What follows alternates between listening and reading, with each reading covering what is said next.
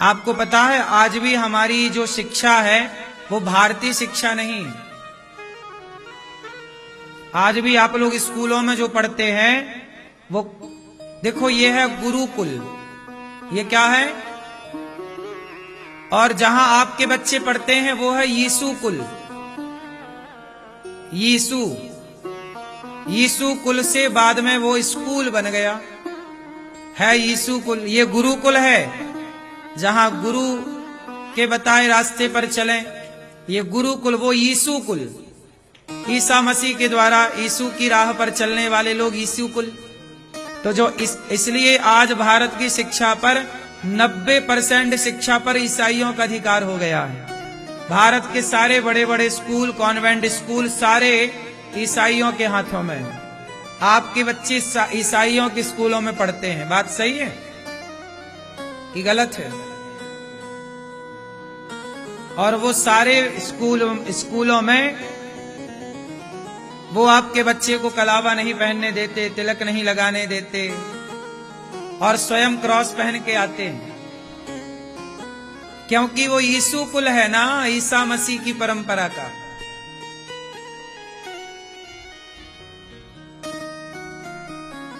Convent school क्यों बनाए थे? कॉन्वेंट के बारे में जरा गूगल में डालकर देखना क्या जानकारी आती है। कॉन्वेंट स्कूल क्यों बनाए थे ईसाइयों ने? उन्होंने कहा था कि हम अपना धर्म का प्रचार करने, मतलब वो क्रिश्चियन का अपने धर्म का प्रचार करने के लिए उन्होंने कॉन्वेंट स्कूल बनाए थे।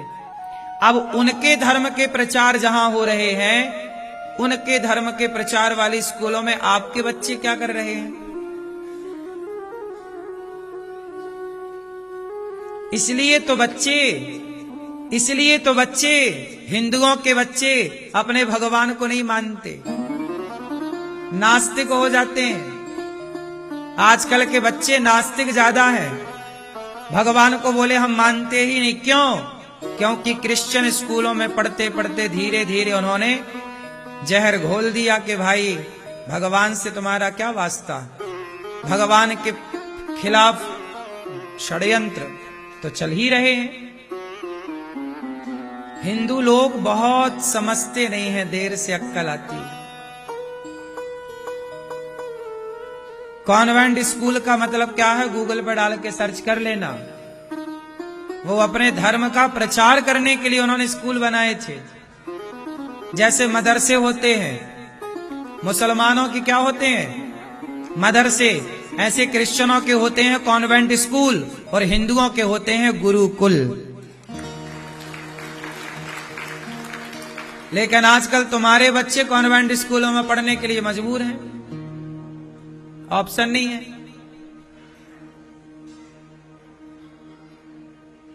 इसलिए तो हमारे देश में सरस्वती शिशु मंदिर जैसी परंपराओं ने प्रयास किया कि भाई सरस्वती शिशु मंदिर है, इन मंदिरों में, इन स्कूलों में बच्चे पढ़ेंगे तो यहां प्रार्थना में श्लोक पढ़ाए जाते हैं, याद कराए जाते हैं। सरस्वती शिशु मंदिर में आजकल कोई भेजते नहीं बच्चों को पढ़ने, ज्यादा बड़ा है तो कॉन्वेंट में ही जाता है। अंग्रेज बनना है ना सबको, सबको अंग्रेज बनना है, हिंदू किसी को नहीं बनना। लेकिन ये दास अनिरुद्ध ने अपनी बुद्धि और क्षमता के अनुसार आज भी इस गुरुकुल परंपरा को बचाए रखा है। ये गुरुकुल परंपरा आज हमारी सरकारों को चाहिए कि हमारे वेदों के अनुसार, पुराणों के अनुसार हमारी शिक्षा नीति लागू हो। अच्छा बताओ, क्या राम के जमाने में अर्थशास्त्री नहीं थे? राम के जमाने में इतने बड़े बड़े हमारे यहां एक अर्थशास्त्र है। क्या है हमारे यहां? अर्थशास्त्र। नाम ही उसका अर्थशास्त्री। अब मनमोहन जी क्या थे? अर्थशास्त्री थे। तो शास्त्री थे ना, तो अर्थशास्त्र है तब ना शास्त्री थे। तो हमारे यहां शास्त्र पढ़ा जाता है, अर्थशास्त्र। हमारे यहां की परंपरा ही आज जितना भी स्ट्रक्चर आप देख रहे हैं, आर्किटेक्चर देख रहे हैं, ये सब क्या है? हमारे यहां वेदों से ही ये सब विधान निकला है। टेक्नोलॉजी कहां से आई? विमान बनाने की विधा भरद्वाज ऋषि ने भरद्वाज संहिता में विमानों को बनाने की ना जाने कितनी विधा लिखी है। समस्याएं क्या हुई जानते हैं? उन विधाओं को पढ़ने वाले और पढ़ाने वाले नहीं रहे। हमारे यहां स्कूलों में पढ़ाई जाती है गणित। आप लोग क्या पढ़ते हैं? गणित। लेकिन हमारे यहां जो वेदों में गणित है, उस गणित का नाम क्या जानते क्या है? हमारे यहां एक वैदिक गणित है। कौन सी गणित है? बोलो। वैदिक गणित। आज की ये जो गणित है, अल्फाबेट इत्यादि, इस गणित से कई गुना ज्यादा सफल गणित हमारी वैदिक गणित है। आपको बताऊं, उस वैदिक गणित के ही ज्ञानी थे आर्यभट्ट। आर्यभट्ट किस गणित के गणितज्ञ थे? बोलो। हमारी ही गणित है ना वैदिक गणित। आर्यभट्ट इतने विद्वान थे कि दुनिया को दशमलव और शून्य देकर गिनती सिखाई है, और तुम भारत का लोहा नहीं मान रहे हो। भारत को आज तुम हल्के में ले रहे हो। हमारी सरकारें पता नहीं कहां खोई हैं। शिक्षा पर बिल्कुल ध्यान नहीं है। सरकारों को चाहिए कि वैदिक गणित ही भारत में पढ़ाई जाए, अर्थशास्त्र ही भारत में पढ़ाया जाए। जो हमारे यहां राम जी ने बिना खंबे का पुल बनाया, राम सेतु। हमारे यहां विश्वकर्मा की बात आती है, सुदामा जी की रातों रात घर बना दिया। किसने? द्वारिका किसने बनाई? कहां बनाई? पानी के भीतर, पानी के ऊपर।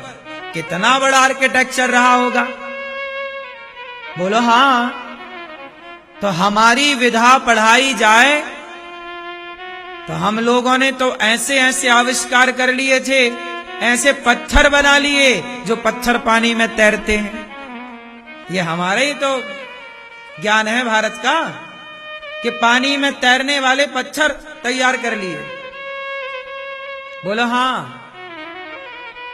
इसलिए हमारी सरकारों को चाहिए कि भारत के हिसाब, भारतीय शिक्षा के हिसाब से वकील हो, भारतीय शिक्षा के हिसाब का जज हो, भारतीय शिक्षा के हिसाब से ही आईएएस बने, आईपीएस बने, कलेक्टर बने, इत्यादि पदों पर भारतीय।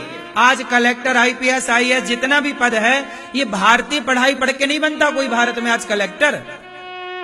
ये सब अंग्रेजों की पढ़ाई पढ़ के बन रहे हो। अब जब देश गुलाम हो गया, अंग्रेज भाग गए, तो अंग्रेजों की पढ़ाई क्यों पढ़ाई जा रही है भारत के बच्चों को? ये बताओ। आज बताओ, भारत के बच्चों को इंग्लिश नहीं आए। आज यदि किसी को इंग्लिश नहीं आती ना, लोग मजाक उड़ा, अरे इसे इंग्लिश नहीं आती, हा हा हा, मजाक उड़ाते हैं। इंग्लिश नहीं आती। भारत में ऐसे ऐसे लोग रहते हैं कि इंग्लिश नहीं आती, तो लोग मजाक उड़ाते हैं कि इंग्लिश नहीं आती। मुझे बताओ, भारत में तो 70% लोगों को फिर भी इंग्लिश आती है। लेकिन बताओ, लंदन के दुनिया में जितने अंग्रेज हैं, उन्हें कितने % हिंदी आती है? इंग्लिश तो हमने सीख ली, लेकिन वो आज तक हिंदी ना सीख पाए हमारी। अब बताओ, भाषा किसकी कठिन है? बोलो। उनकी भाषा में 26 अक्षर हैं, हमारी भाषा में 52 अक्षर हैं। बोलो हां। इंग्लिश में कितने अक्षर हैं? 26। और हिंदी में 52। 26 दूनी डबल। मेरे भाई, तुम अपने बच्चे को इंग्लिश पढ़ाते हो और नहीं आती पढ़ना, तो आप क्या करें? तुझे इंग्लिश नहीं आती। अंग्रेजों को हिंदी आती है क्या? उनकी मां तो फोर्स नहीं करती कि तू हिंदी सीख। उनका सारा कार्य जब उनकी मातृभाषा में है, तो हम भारतीयों की भाषा, भारत की भाषा हिंदी है। मातृभाषा, तो क्यों ना हिंदी बोलने में हमें गर्व होना चाहिए। भाई हम भारतीय भाषा बोल रहे हैं, जबकि हमारे यहाँ हिंदी बोलने वालों को अपमानित किया जाता है। यार तुमसे तो हिंदी या इंग्लिश आती ही नहीं। हम इंग्लिश भाषा सीखने में टाइम लगाएं, उससे अच्छा कि हम हिंदी की भाषा से अपने कार्य को कर लें, आगे बढ़ जाएं। हम भाषा सीखने को मना नहीं करते, भाषा तो सारी आनी चाहिए। चाणक्य कहते हैं कि समय मिले तो सारी भाषा सीखो, सारी भाषाएं आनी चाहिए। लेकिन आपसे केवल इतना सवाल है कि चाइना के लोग कभी इंग्लिश सीखने में समय लगाते हैं? बोलो, नहीं लगाते। वो सारा काम किस भाषा में करते हैं? चाइनीज भाषा में। अब ये बताओ कि हमारे यहां भारत में किसी को डॉक्टर बनना हो तो उसे इंग्लिश सीखना ही पड़ेगा। मेरा सवाल है कि डॉक्टर बनना है तो जरूरत है इंग्लिश सीखने की, क्या हिंदी सीखकर डॉक्टर नहीं हो सकता? तो क्यों नहीं है ये व्यवस्था इस देश में? अब हो गई हो तो अलग विषय है, पर पहले तो नहीं थी। पहले आपको इंग्लिश सीखना पड़ेगा। मतलब आप साल 2 साल 3 साल अपना बिगाड़ो भाषा सीखने में। यदि आप किसी भाषा में ये फील्ड होता तो आप वो 3 साल का सदुपयोग कहीं और कर पाते ना। भाई समझो आप हमारी बात को। आज बैंक में आप खाता खुलाने जाओ, सारे फॉर्म इंग्लिश में होते हैं। साइन करवाते करवाते बैंक वाले पता नहीं कहां कहां साइन करा लेते हैं। भाई बताओ, भारत में अधिकतर लोग किस भाषा में बात करते हैं? आज भी भारत की मातृभाषा क्या है? किस में बात करते हैं?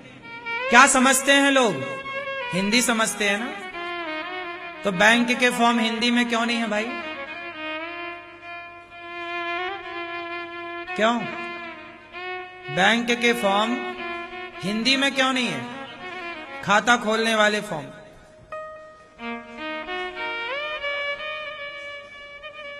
जरूरत, हमने अपनी भाषा से प्यार नहीं किया। इंग्लिश आनी चाहिए साहब,